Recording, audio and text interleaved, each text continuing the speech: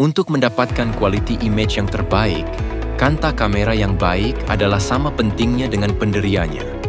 Kebanyakan kanta kamera bingkai penuh mempunyai badan logam lama yang besar, tetapi bukan kanta gentian karbon yang terdapat pada P1. Ianya bersepadu, ringan dan padat, serta terdapat dalam ukuran fokus 24 mm, 35 mm dan 50 mm. Pemasangan kanta 35 mm yang paling biasa digunakan mempunyai 9 kanta termasuk 3 kanta asfera yang sangat mengurangkan herotan dan memastikan anda boleh menangkap data yang tepat untuk fotogrametri.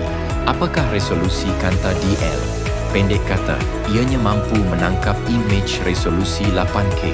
Mari kita lihat lengkung MTF kanta DL. Keluk ini mewakili keupayaan pengimejan kanta dalam merakam sampel dalam kedudukan yang berbeza.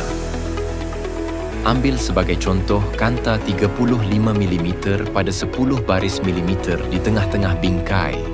Kita dapat melihat bahawa nilai MTF melebihi 0.95 dan di tepi bingkai, kualiti imej nampaknya tidak begitu dilemahkan.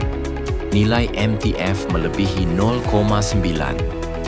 Seperti yang anda lihat, kanta DL sesuai secara unik untuk pemetaan udara. Ianya ringan dan senang dipasang dan boleh mendapatkan imej yang jelas, tajam dan kurang herotan.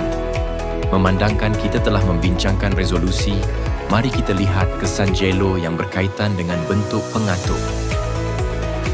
Kesan jelo akan menghasilkan imej termampat atau diperbesarkan semasa penerbangan berkelajuan tinggi.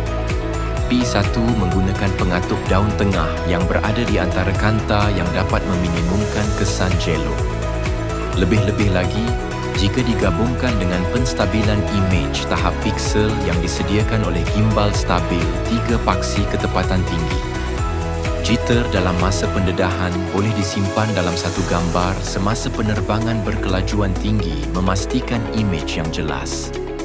P1 juga menyokong pelbagai fungsi pemetaan udara semasa operasi seperti fokus automatik, kawalan suhu dan fokus infinity dalam satu ketikan.